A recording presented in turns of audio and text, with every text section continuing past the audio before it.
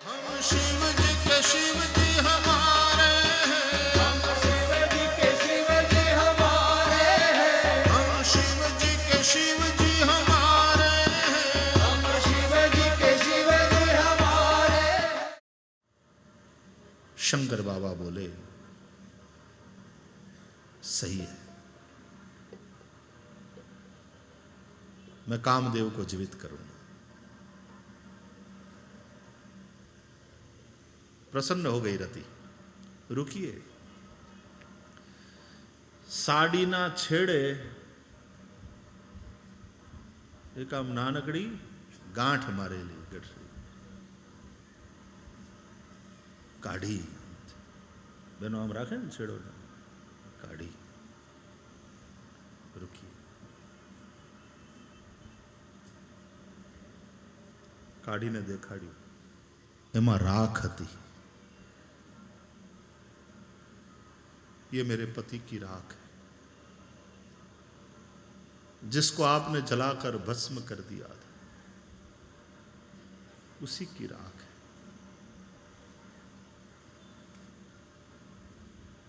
आप कृपा करें। शंकर जी ने उस भस्म पर दृष्टि करी, कामदेव जीवित हुआ।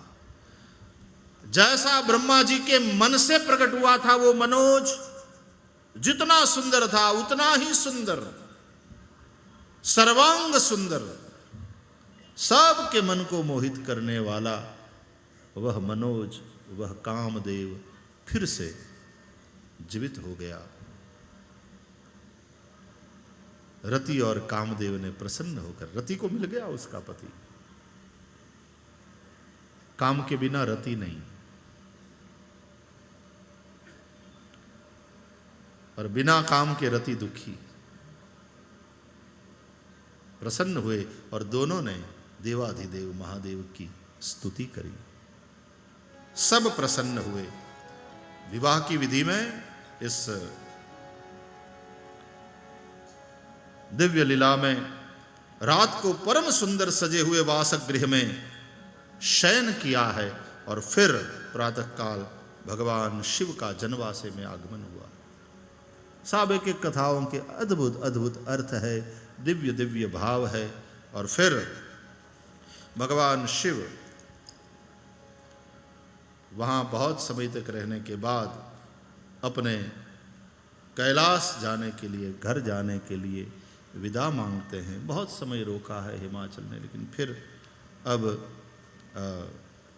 कई दिनों तक ठहरने के बाद सप्तर्षियों ने समझाया हिमाचल को, और हिमाचल बारात को विदा करने के लिए तैयार हुआ।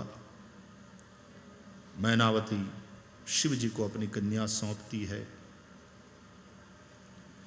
मैनावती की इच्छा के अनुसार एक ब्राह्मण पत्नी आकर के पार्वती को पतिव्रता के धर्म का उपदेश करती। रामायण में सीता को भी पतिव्रता धर्म सब नारी सिखाती हैं, और यहाँ एक ब्राह्मणी आकर के पार्वती को, जो संसार की सबसे पतिव्रता है, उस पार्वती को पतिव्रता धर्म का उपदेश करती है, और फिर बारात को विदा करते हैं। જ્યારે દીકરી જાતી હોય ઘર છોડીને સાસરે, આમ તો એ લગ્નના મંડપમાં આવે ને ત્યારથી જ એનું રૂપ એટલું બધું બદલાઈ જાય।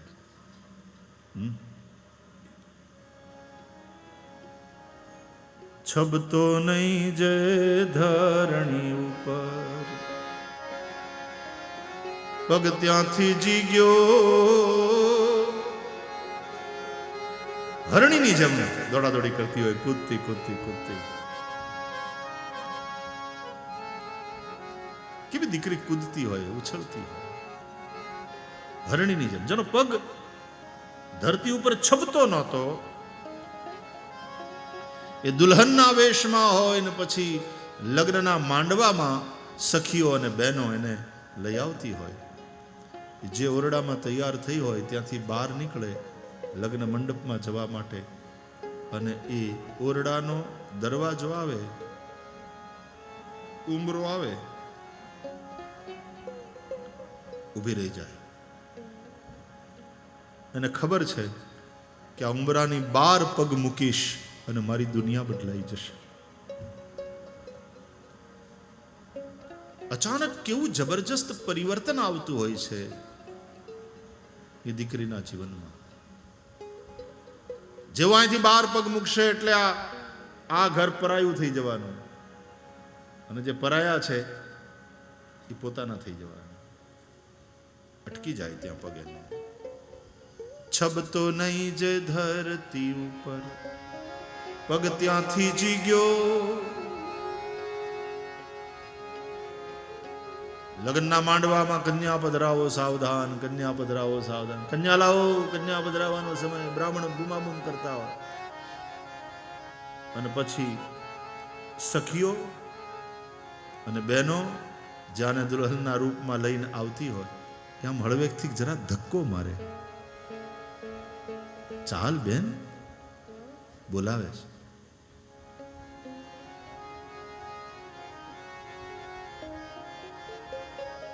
અનવે તો એકનો ઉંબરો બેનીએ, વે તો એકનો ઈ ઉંબરો બેનીએ માંડ રે ઓળંગ્યો. કાળ જાકે રોકટકો મારી ગાંઠથી છૂટી ગયો.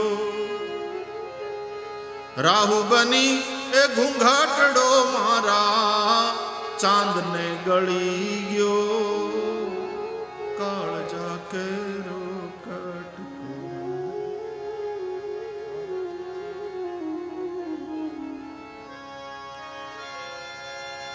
બાંધતી ને કોઈ દી બેન અંબોડલો ઈ મરને છૂટી ગયો.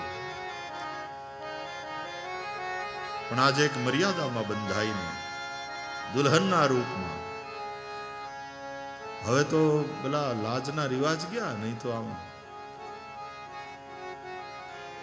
લાજ કાઢી હોય, મોઢું ઢંકાયેલું. બાપ બેઠો એ કન્યાદાન દેવા માટે મંડપમાં.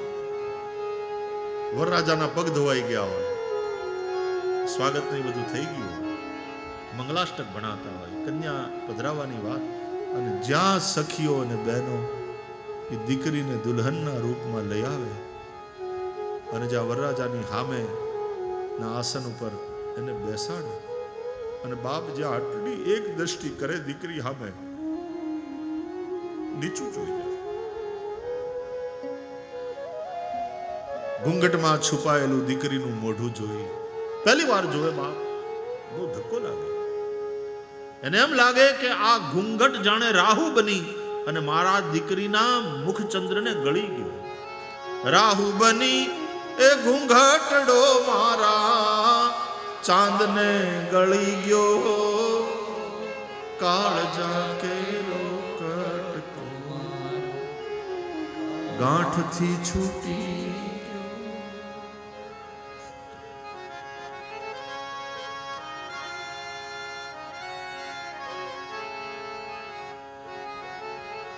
એ દીકરી જ્યારે વિદાય થવાની વેળા આવે, ગમે એવો પાષાણ હૃદય બાપ હોય,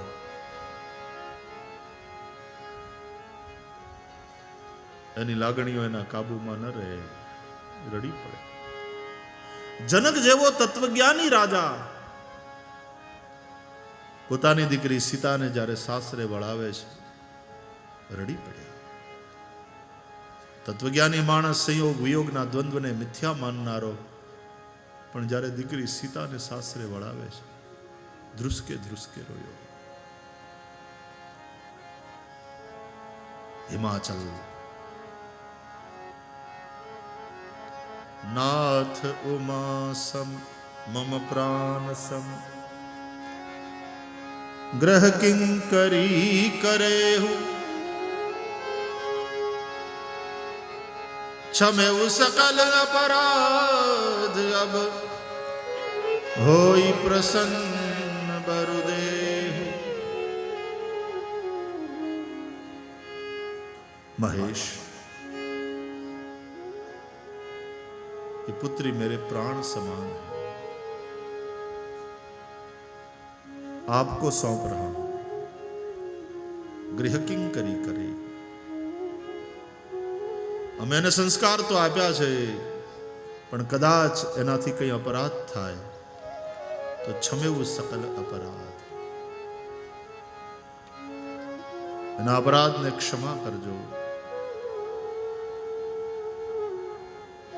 એ અપરાધ અમારી દીકરીનો નથી, એનામાં સંસ્કારનું સિંચન કરનાર મા બાપનો એ અપરાધ છે. માની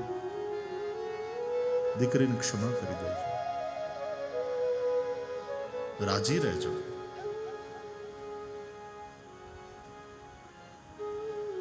કેટલો દીન હોય છે દીકરીનો બાપ, પોતાનો કાળજાનો કટકો આપતી વખતે. અને દાન છે, બદલામાં એને કાંઈ નથી જોતું.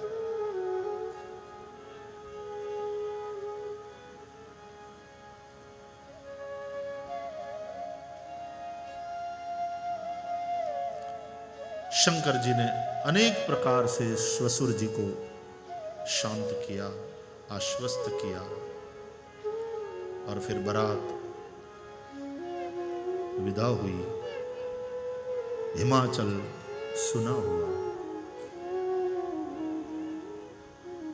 લગ્ન થાય ને પછી દીકરીને હાહરે વળાવ્યા પછીનું ઘરનું જે વાતાવરણ હોય છે, કવિ બહુ સરસ વર્ણન કરે કે જાન ગઈ નિજ ઘર ને હું તો સુનો માંડવડો,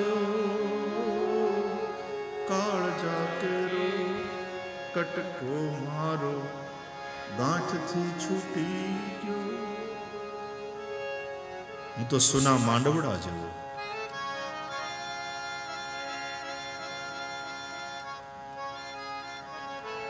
દીકરીને વળાવીને જ્યારે બધા પાછા આવે ને,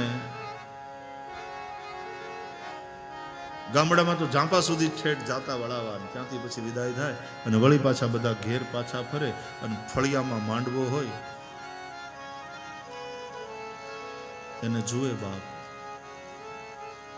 હજી થોડા સમય પહેલા અહીંયા મંગળ ગીતો ગવાતા હતા, મંગળ વાજા વાગતા હતા, હાસ્ય, પ્રસન્નતા, કોલાહલ હતો, અને બધું શાંત થઈ ગયું હોય. તૂટેલા તોરણ, વિખરાયેલા ફૂલ ચોખા, વેકરા ઉપર પડેલા અબીલ ગુલાલ, એના ધબ્બા ઢાગા,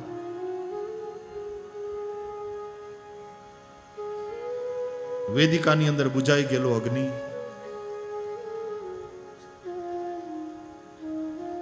ક્યાંક નાળિયેરીના પાન બાંધ્યા હોય થાંભલા હારે, તો એ વળી નમી ગયા હોય, માંડવાની આખી શોભા મટી ગઈ હોય, અને એવો સૂનો માંડવો જોઈ અને દીકરીનો બાપ થાંભલો પકડીને રડી પડે. દીકરી ગઈ, જૈસે જાન ચલી ગઈ, પ્રાણ ચલી ગઈ.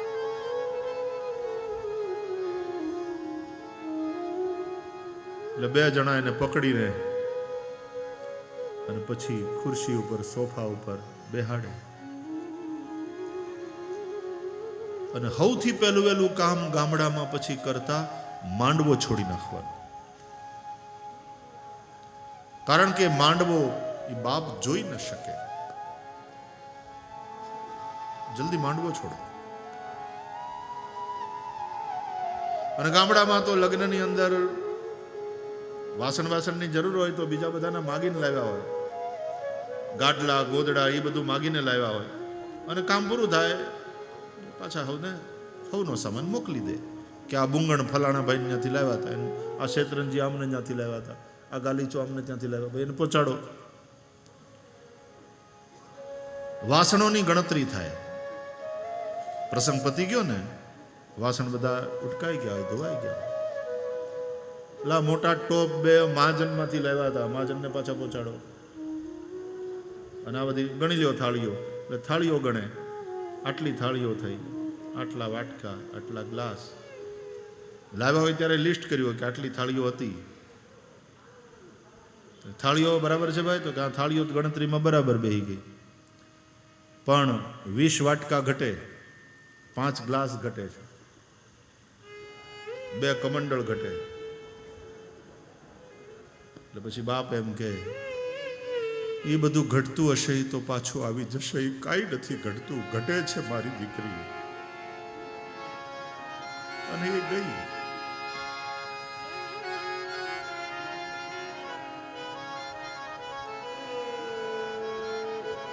આ પ્રસંગ જેવો છે. હું તો જ્યાં ક્યાંક લગ્નમાં જવાનું બહુ ઓછું થાય, પણ જાઉં ને એટલે પછી વિદાયની વાત આવી પેલા હું વયો જાઉં, કઈ નથી, હું જોઈ નાખું. પછી ગમે એનું લગ્ન થતું હોય, પણ એ દીકરીના વિદાયની વાત આવે એટલે એના પહેલા હું નીકળી જાઉં.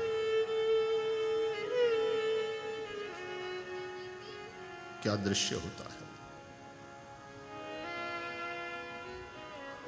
એક એ ન જોઈ શકાય, અને એક ભગવાન ન કરે કોઈની સાથે આવું થાય, પણ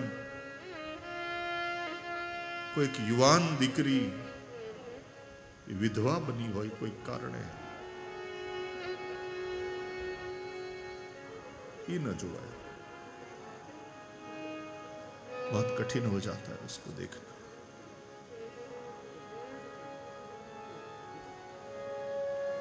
ईश्वर कोई ना आवा दाड़ा ना देखाड़े, बहु कठिन.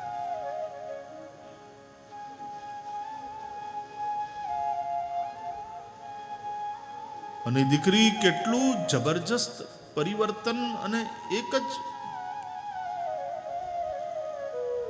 ઝાટકે એ પરિવર્તનને સ્વીકારી લે.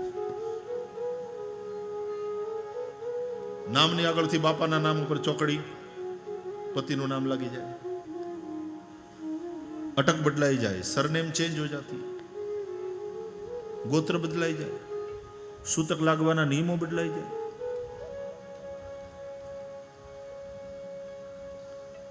જનાદ દિવસ સુધી પોતાના માનતી હતી એ પરાયા થઈ જાય. કાલ સુધી પારકા હતા એ પોતાનું ઘર થઈ જાય.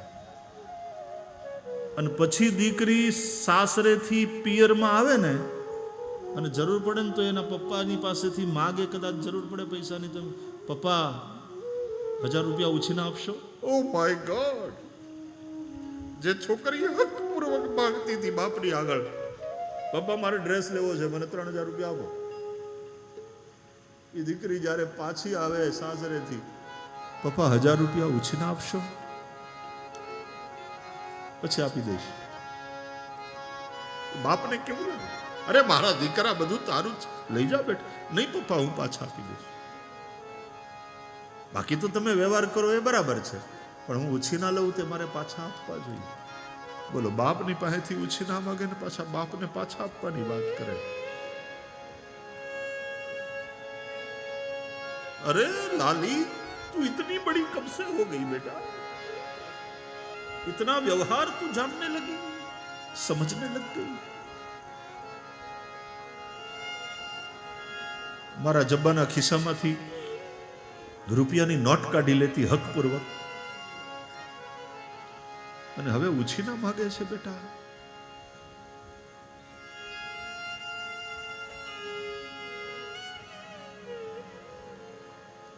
અને માં પછી એને પૂછે ને કે બેટા ત્યાં સાસરે કેમ છે, તારે બધું બરાબર છે? હા મમ્મી, અમારે શું વાંધો, તમે એવા ઘરમાં આપી. તમારે તો 2 બેડરૂમનો ફ્લેટ છે, અમારે તો 4 બેડરૂમનો ફ્લેટ છે.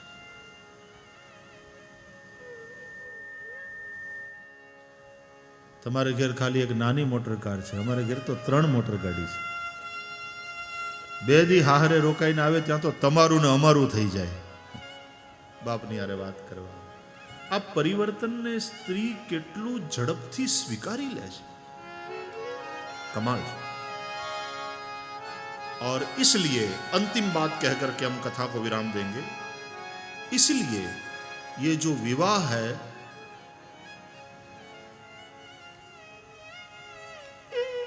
ये कन्या के लिए संन्यास दीक्षा है. यही नारी का संन्यास है. એને બીજા ભગવા કપડા પહેરવાની જરૂર નથી રહેતી.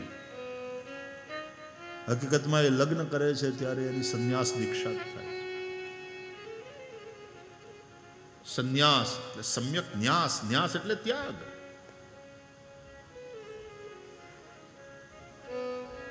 પૂર્વાશ્રમને છોડીને પછી ભૂલી જવાનું બધું, નામ બદલાઈ જાય સંન્યાસ દીક્ષામાં.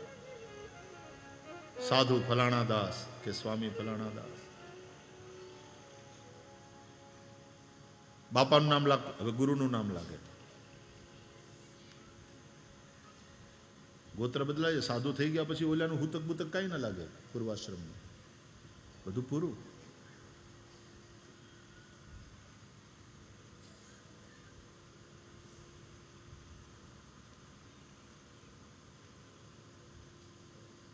અને સાધુ બનવાનું હોય છે તો બધું જ ભૂલીને બસ ભજનમાં લાગવાનું હોય. ભજનનો અર્થ થાય સેવા. ભજ સેવાયામ, ભજ ધાતુ હૈ સંસ્કૃત में, સેવા. અને સ્ત્રી સેવામાં લાગી જાય.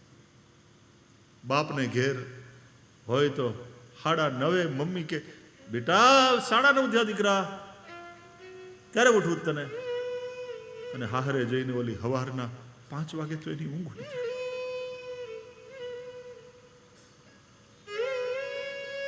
જલ્દીથી તૈયાર થઈ નાહી ધોઈ અને રસોડામાં જેઠાણી આવી ગયા હોય, સાસુ હોય, એને જઈને જય શ્રી કૃષ્ણ કહે. સાસુ એમ કે બેટા થોડી વાર સૂતી હોત તું હજી? કે ના બા, મારી ઊંઘ ઉડી ગઈ. અચાનક એટલી બધી મેચ્યોર થઈ જાય અને સેવામાં લાગી જાય. આ એનું ભજન છે, આ એ દીકરીનું ભજન. અને એટલા માટે સ્ત્રીને સંન્યાસ લેવાની જરૂર નથી. એને માટે આ જ સંન્યાસ છે. એ સાધ્વી છે. પુરુષને પછી સંસારનો ત્યાગ કરીને સાધુ વેશ ધારણ કરીને જવાનું હોય નહીં, તપ કરે. પણ સ્ત્રીને માટે તો આ જ તપસ્યા છે. હકીકતમાં ત્યાગ પ્રધાન જીવન પુરુષનું છે અને તપઃ પ્રધાન જીવન સ્ત્રીનું છે. માફ કરજો, પણ તપ સ્ત્રી કરી શકે છે, પુરુષ એટલું તપ નથી કરી શકતો. પુરુષ ત્યાગ કરે છે પણ સ્ત્રી તપ કરે છે. અને પછી સાસરામાં બધુંય સહન કરે. સૌથી પહેલા ઉઠવાનું, સૌથી છેલ્લે હુવાનું, બધાને રાંધી રાંધી જમાડવાનું. સારું ન થયું હોય તો કોક સંભળાવે તો સાંભળી લેવાનું. અને જો સારું બન્યું હોય તો બધા જમી જાય, પોતે છેલ્લે ટોપિયા ચાટવાના. ધણીને માટે ઘસાઈ છૂટવાનું, છોકરાઓને હાચવવાના. સાસુ સ્ત્રીનું આ તપ છે. ધણી ગુસ્સો કરે, એને હાંચવી લેવાનો. સાસુ સસરા ગુસ્સો કરે, ખીજાય, સાંભળી લેવાનું. અને છોકરાઓ પણ ગુસ્સો કરે, એને પાછા સંભાળી લેવાનું. આ તપ છે. સ્ત્રી તપસ્વીની છે.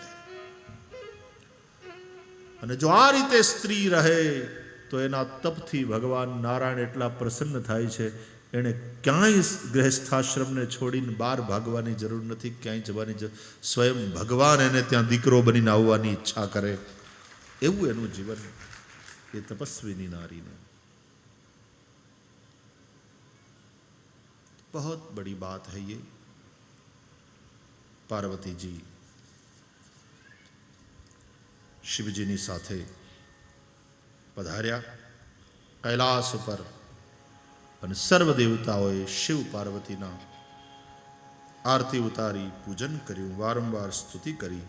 અને પછી દરેક દેવતાઓ ત્યાંથી વિદાય થયા. શિવ પાર્વતી કૈલાસ ઉપર બિરાજ્યા. પાર્વતી ખંડ ત્યાં પૂરો થાય છે. અને પછી કુમાર ખંડ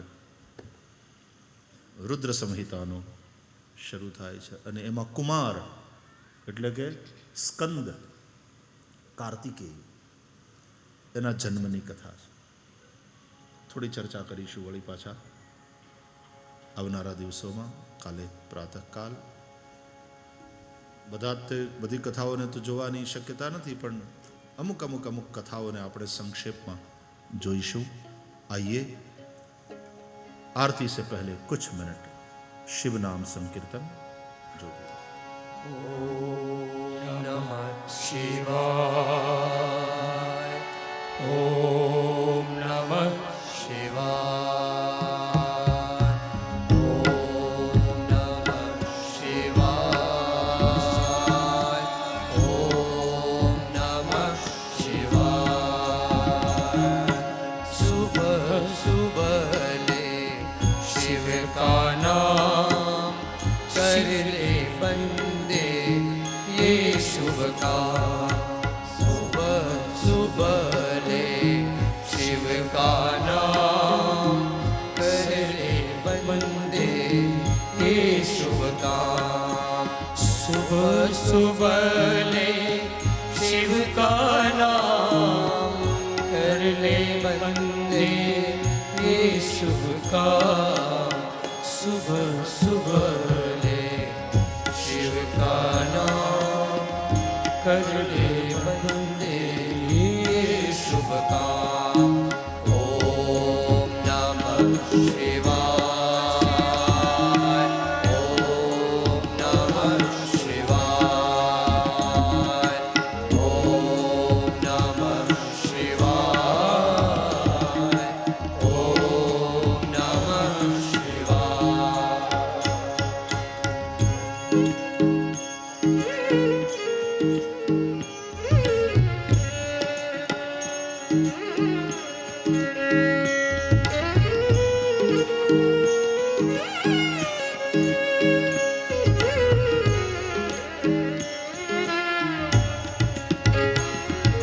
खुद को राख लपेटे फिरते औरों को देते धन दान।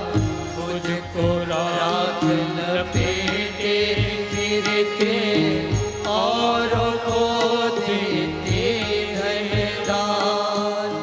देवों के हित विष पी डाला, नीलकंठ को कोटि प्रणाम।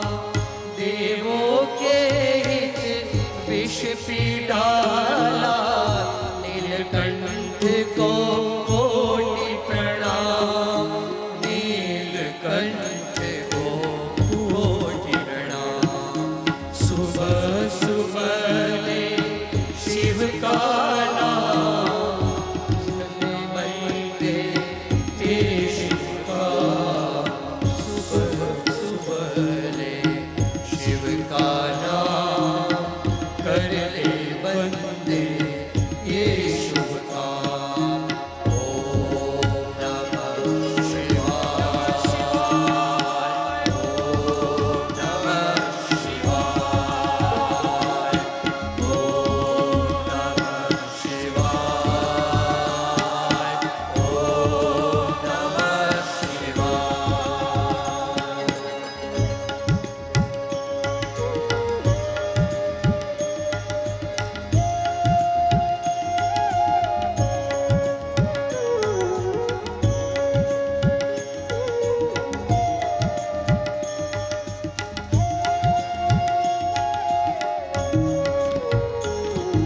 शिव के चरणों में मिलते हैं सारे तीरथ चारों धाम।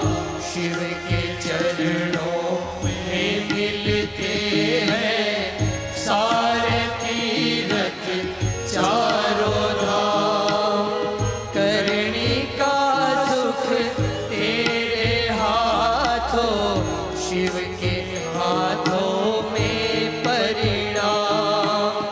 करनी का सुख तेरे हाथों, शिव के हाथों में परिणाम। शिव के हाथों में परिणाम। सुबह सुबह ले शिव का नाम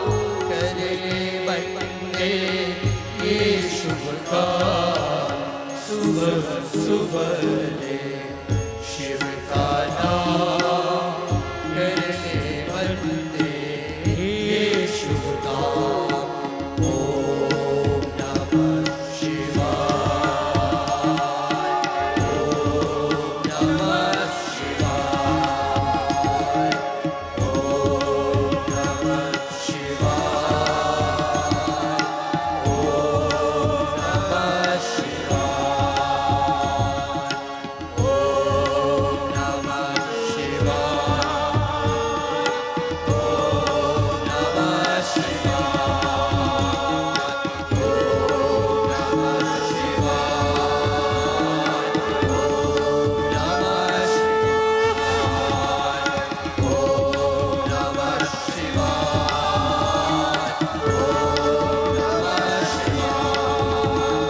ओम नमः शिवाय, ओम नमः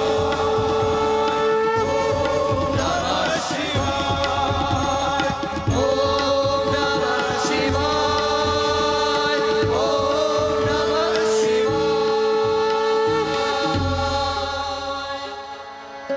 बोलिए रामेश्वर भगवान की जय, श्री रामचंद्र भगवान की जय, सद्गुरु भगवान की जय। ओम नमः पार्वती पतये, हर हर महादेव।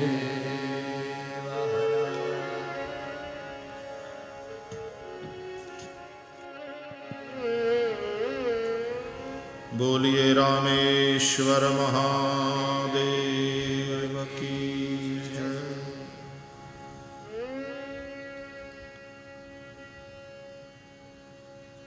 भगवान अवधरदानी आशुतोष रामेश्वर महादेव के सानिध्य में भारत के दक्षिण प्रांत में इस परम पावन रम्य धरती पर भारत के 4 धाम में जो एक महत्वपूर्ण धाम है, उसकी यात्रा और उसमें सत्संग का लाभ हम लोग प्राप्त कर रहे हैं।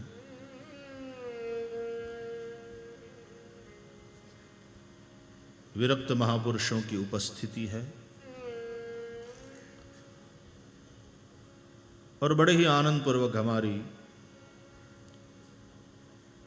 सत्संग यात्रा चल रही है। शेष जो समय बचा है उसमें हम यथामति शिव चरित्र पर दृष्टि करेंगे।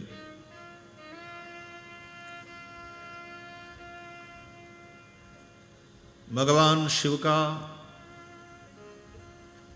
पार्वती जी के साथ विवाह हुआ।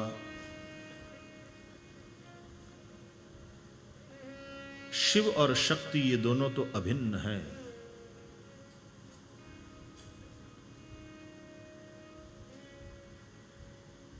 जहां दिए की लौ है तो वहां प्रकाश है ही है, अग्नि है तो उष्मा।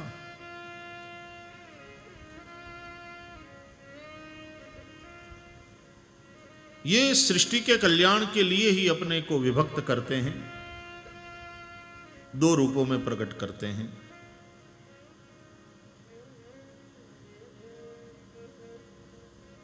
और विवाह की लीला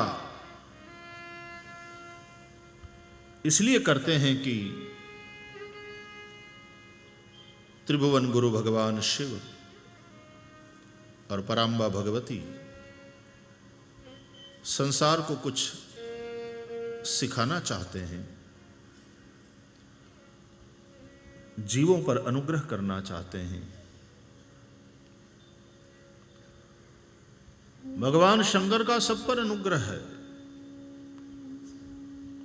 अनुग्रह की पद्धति बदलती रहती है।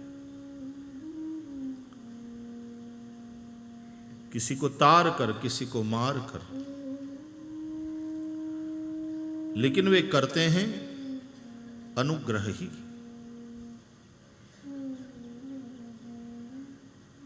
फिर से याद दिलाऊं,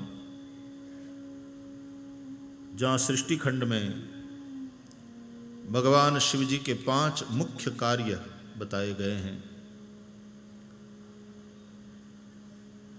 सृष्टि, स्थिति, संहार,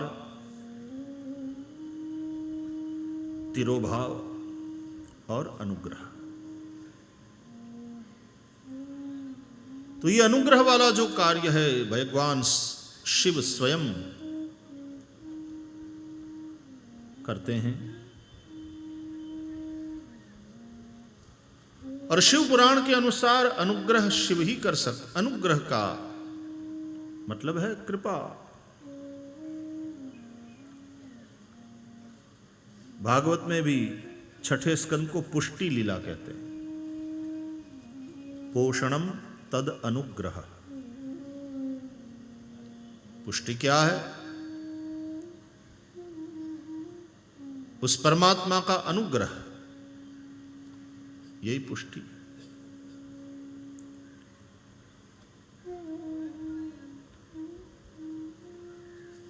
और भगवान अनुग्रह से ही मिलते हैं, पुष्टि से ही मिलते हैं। इसलिए श्रीमद् वल्लभाचार्य जी ने पुष्टि मार्ग का स्थापन किया।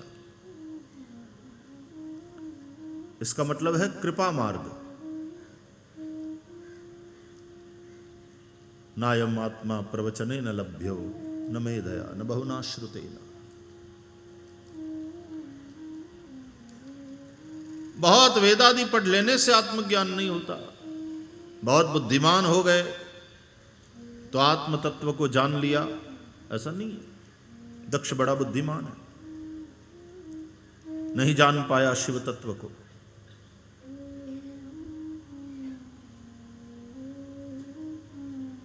इसलिए पुष्पदंत भी अंत में यही कह देते हैं, तव तत्वम न जानामि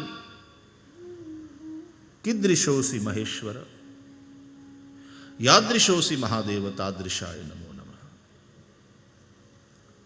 महेश्वर आप कैसे हैं, आपका तत्व क्या है मैं नहीं जानता। आप जैसे हैं आपको प्रणाम।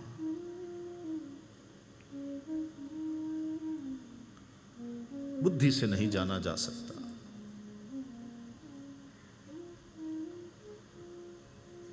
शंकर जिसको जनावे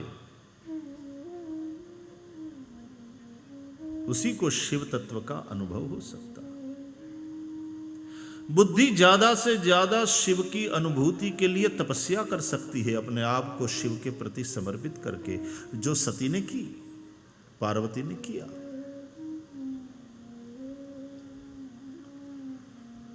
और एक बार उसकी तपस्या से प्रसन्न होकर शिव अनुग्रह करे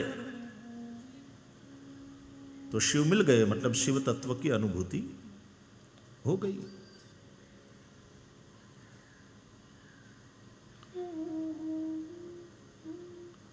हम केवल बुद्धिमान हो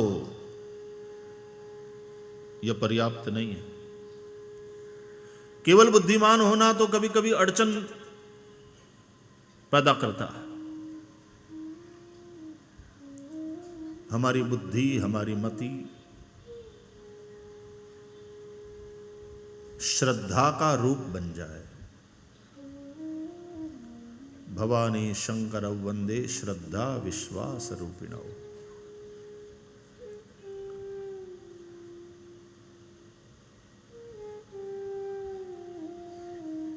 भक्ति मार्ग में एक बार तो विश्वास करना है,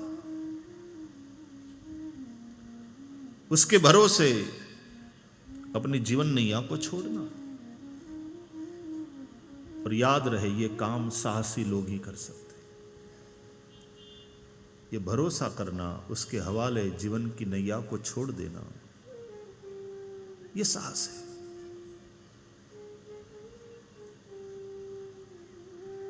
इसलिए प्रेम भक्ति का जो मार्ग है वो साहसी लोगों का मार्ग है। कहते तो ये है कि ये समर्पण का मार्ग है, लेकिन ये समर्पण साहस है।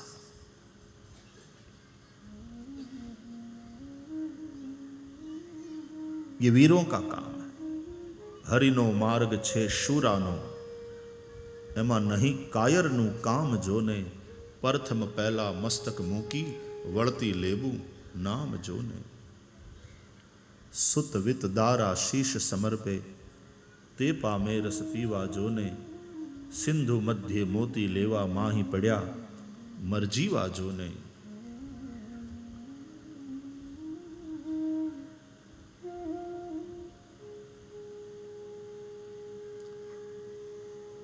वीरों का काम है। तो प्रेम का मार्ग साहस का मार्ग है, और प्रेम में समर्पण करना पड़ता है, ये बात नहीं। प्रेम समर्पण किए बिना रहता नहीं। मैंने कई बार कहा है कि समर्पण प्रेम की शर्त नहीं है, समर्पण प्रेम का स्वभाव है। करना नहीं पड़ता, समर्पण हो जाता है यदि प्रेम है।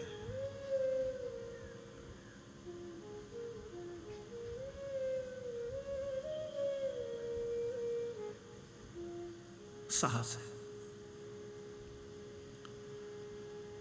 और इसलिए हमारे शायरों ने कहा भी है,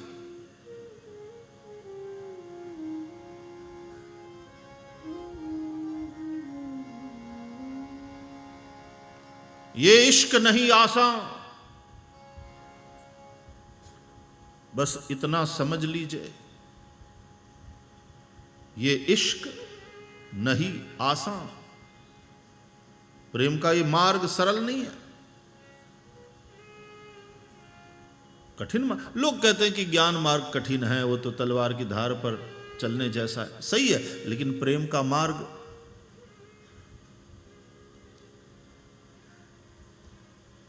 ये भी साहसी लोगों का मार्ग है। ये इश्क नहीं आसान, बस इतना समझ लीजिए, एक आग का दरिया है और डूब के जाना है। एक आग का दरिया है और डूब के जाना। अग्नि के महासागर में गोता लगा के और पार निकलना है, और उस पार प्रियतम खड़ा है।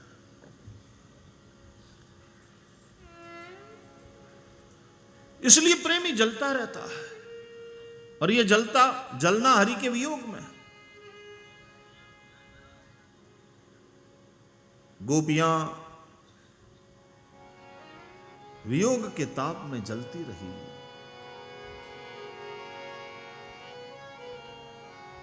रोती रही,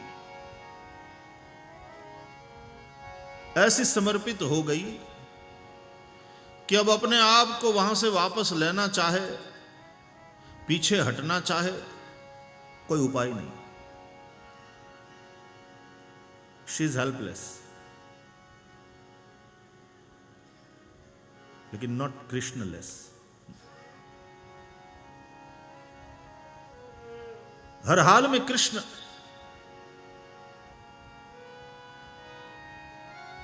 के साथ है वह।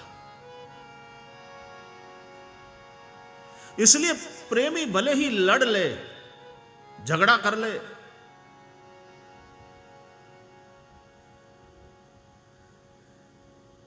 जो प्रेमी है छोड़ नहीं सकता। अच्छा, लड़ने के लिए भी युक्त रहना जरूरी है ना।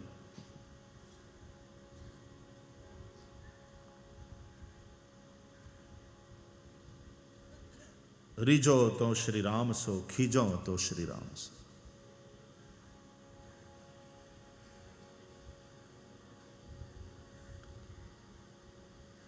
तो समर्पण का मार्ग है, बुद्धि समर्पित हो जाए। लेकिन प्राय बुद्धि ये साहस नहीं कर पाती। बुद्धि के तर्क उसको समर्पित नहीं होने देते। ये बुद्धि, ये मति जब तक तर्क की जननी बनी रहेगी, तर्क रूपी संतान को जन्म देती रहेगी, वह ज्ञान रूपी गणेश की माता नहीं बन सकती। तर्क अलग चीज है, ज्ञान अलग बात है। और यहां ज्ञान का एक मतलब है शिव तत्व की अनुभूति, परोक्ष ज्ञान की अपरोक्षानुभूति। केवल सुना हुआ ज्ञान नहीं, पढ़ा हुआ नहीं, अपरोक्ष अनुभव किया हुआ।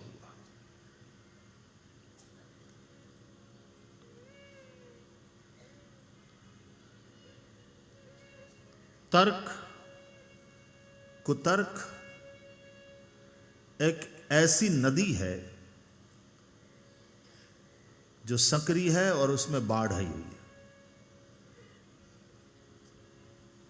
रामचरितमानस में इसलिए तुलसीदास जी नदी कुतर्क भयंकर नाना ऐसा कहते हैं।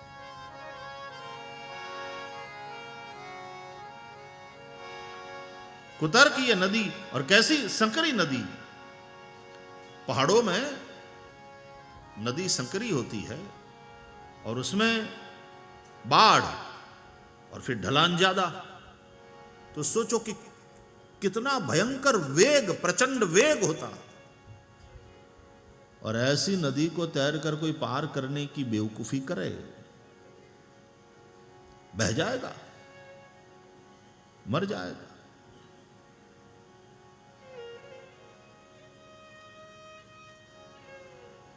कुतर्क ऐसी ही नदी है, नदी कुतर्क भयंकर नाना।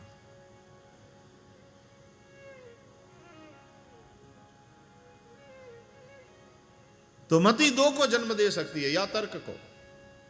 बुद्धि में या तो तर्क होंगे, और तर्क का मतलब है खंडन, तर्क का मतलब है अस्वीकार।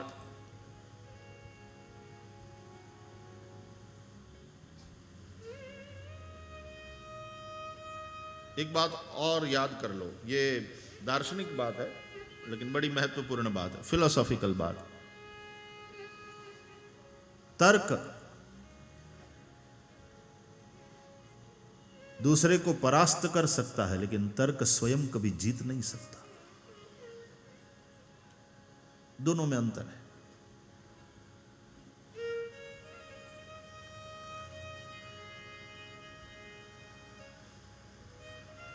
तर्क दूसरे को पराजित कर सकता है, लेकिन तर्क स्वयं जीत नहीं सकता। तर्क दूसरे को निरुत्तर कर सकता है, लेकिन तर्क स्वयं में उत्तर नहीं हो सकता। तर्क कोई समाधान नहीं है, तर्क कोई जवाब नहीं है।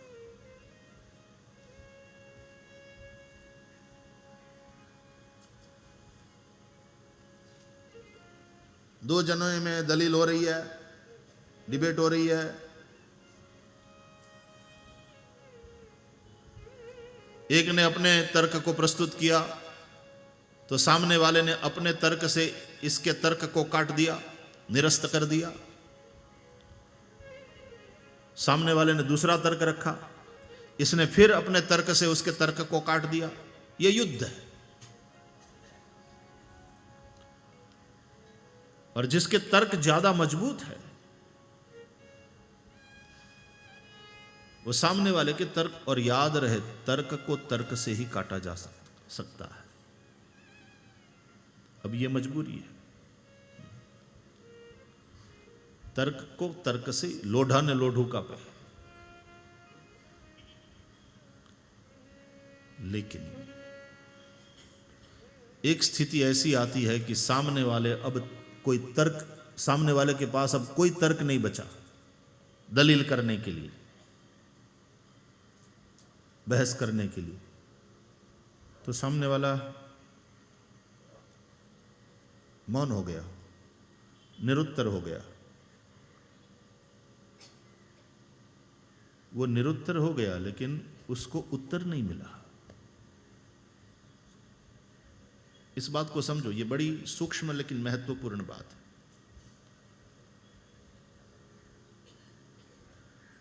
अब उसके पास कोई तर्क नहीं रह गया, इसलिए वो मौन हो गया और उसको हराने वाला मुस्कुरा रहा है। हरा दिया। है अब तेरे पास कोई दलील? अब है कोई तर्क?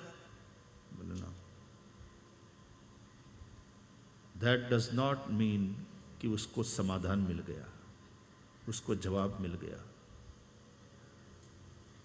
तो मतलब है तर्क ने सामने वाले को निरुत्तर कर दिया, लेकिन तर्क अपने आप में कोई उत्तर न बन पाया।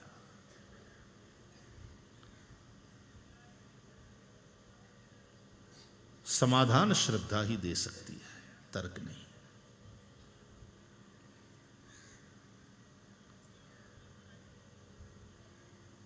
तर्क सामने वाले को परास्त कर सकता है, तर्क कभी जीत नहीं सकता। वो मानता है कि मैं जीत गया, लेकिन ये उसकी बेवकूफी है। तर्क कभी जीत नहीं सकता। तर्क दूसरे को परास्त कर सकता है, और श्रद्धा किसी को परास्त नहीं कर सकती और जीत जाती है। ये मजा है।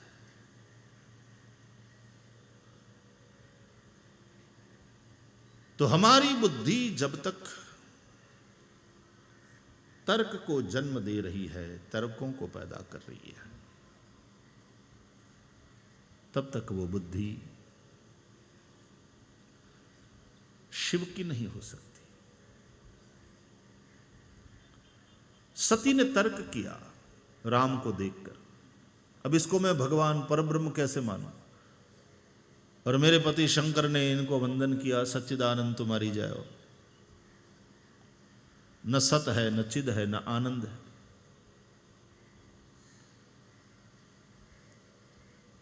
सतरूप होता तो व्यापक होता, व्यापक को किसका वियोग? चिद रूप होता तो अज्ञानी की भांति वृक्षों से, पंछियों से, पशुओं से क्यों पूछता कि मेरी सीता कहां? और सबसे उपहास्यास्पद शब्द तो आनंद। अब ये रो रहा है, आंसू बहा रहा है, इसको आनंद कैसे करें?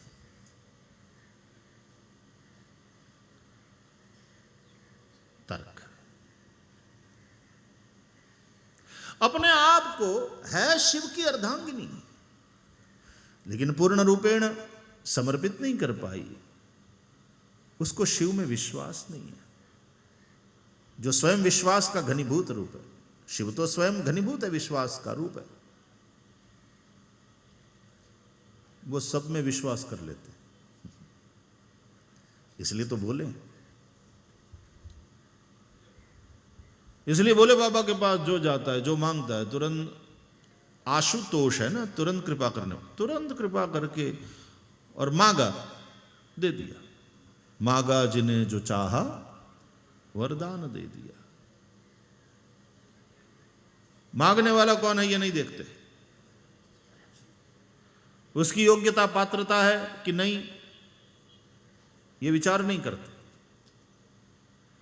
इसने कठिन तप किया है, बस। अरे थोड़ा सा भी तप कर ले,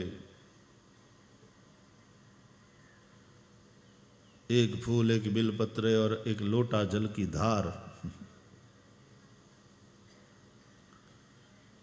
महादेव रीच करके उसको जो चाहिए दे देते।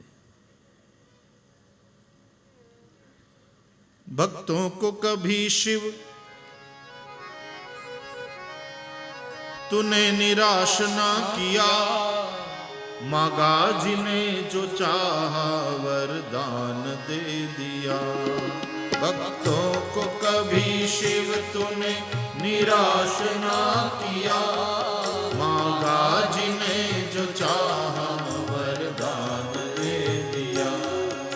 बड़ा है तेरा दाय जा, बड़ा उदार तू, बड़ा दातार तू, बड़ा दातार तू। आयो शरण तिहारे भोले तार तार तू, आयो शरण तिहारे भोले तार तार तू।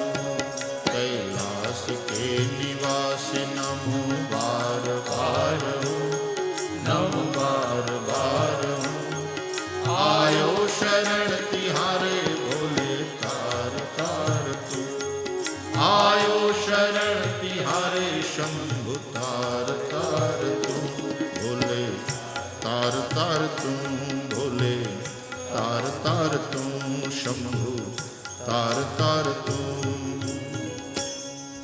भक्तों को कभी शिव तूने निराश ना किया। इसलिए हम चर्चा कर रहे थे कि जिसको जल्दबाजी होती है जरा,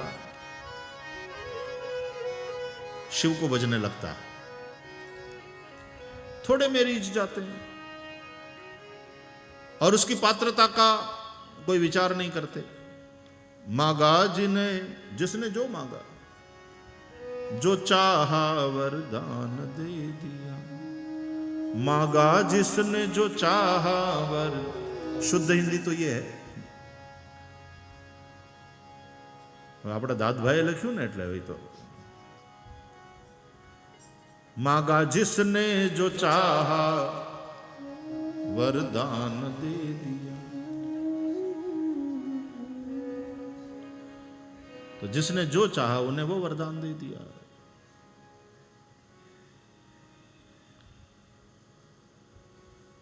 एक आदमी को बड़ी दरिद्रता थी और बहुत ज़रूरत थी धन की, तो एक महात्मा से पूछा कि मैं क्या करूं। बोले तू शिव बाबा की उपासना कर, शिव जी को भज। तो बोले कहाँ जाकर? बोले वहाँ शिवालय है गांव के बाहर, तो वहाँ जाकर के उसका भजन कर।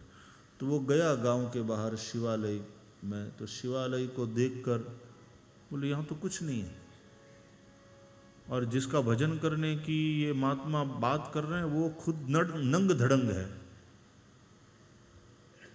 भस्म रमाता है, उसके पास तो कुछ नहीं। एक बूढ़ा बैल, एक तरफ बड़ा पेट वाला एक लड़का,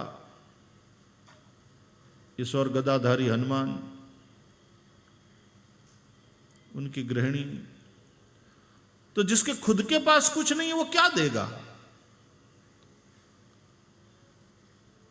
तो वापस लौटा और कहा कि महाराज जी आपने किसके पास भेज दिया? अरे कोई करोड़पति के पास, कोई धनवान के पास भेजते, जिसके पास है वही तो देगा। बोले तुझे पता नहीं है, तो इनके पास भी पता नहीं चलता। लोग ये बड़ा है तेरा दाई जा, बहुत है उनके पास संपत्ति।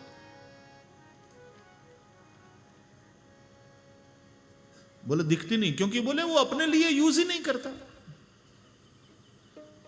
ऐसा है कि जो श्रीमंत लोग हैं, बड़े बड़े महलों में रहते हैं, बढ़िया बढ़िया वाले कपड़े पहनते हैं, बढ़िया वाली मोटर कार में घूमते हैं, अपने हवाई जहाज में घूमते हैं, तो उनका तो अपना खर्चा इतना तगड़ा है कि वो देने में उतने उदार नहीं होते। उनका खुद का ही खर्चा बड़ा, अपने लिए खर्च करते हैं, अपने पे पैसा खर्च करते हैं। तो फिर ऐसे लोगों के पास तो दूसरों को देने के लिए बहुत कम ही बच जाएगा, और फिर दिल चाहिए देने के लिए।